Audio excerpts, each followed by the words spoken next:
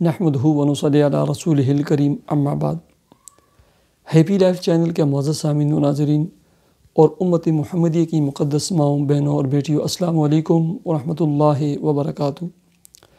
امید کرتا ہوں کہ آپ جہاں پر بھی ہوں گے اللہ کے فضل و کرم سے خیریت سے ہوں گے، اور رب کریم سے دعا گو ہوں کہ اللہ کریم آپ کو دین اسلام کے ساتھ صحت و سلامتی والی، پیار و محبت والی،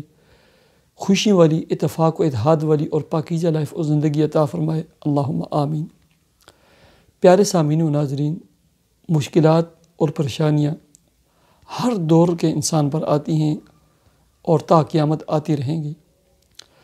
لیکن ہمیں دعا کرنی چاہیے،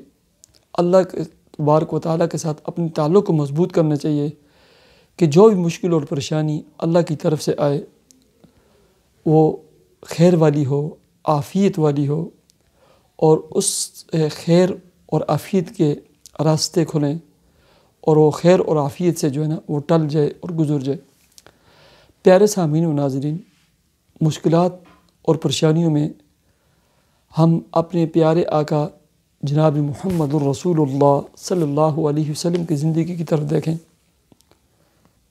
دو کام اللہ کے محبوب جناب محمد الرسول اللہ صلی اللہ علیہ وسلم کی زندگی میں ہمیں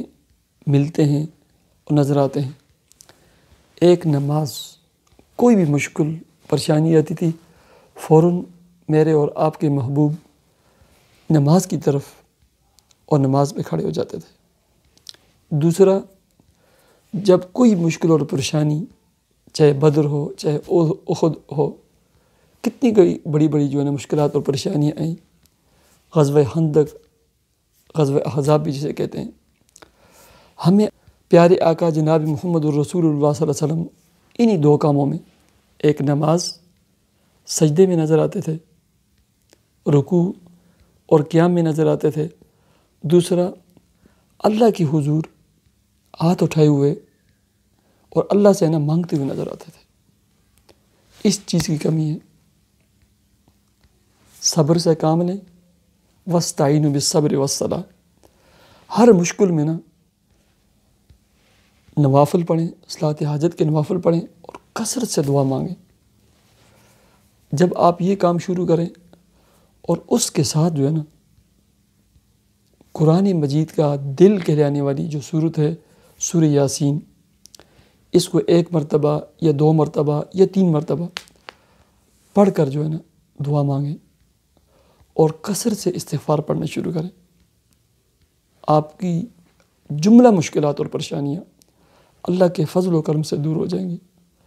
خوشیوں کے، پیار و محبت کے دروازے کھلیں گے،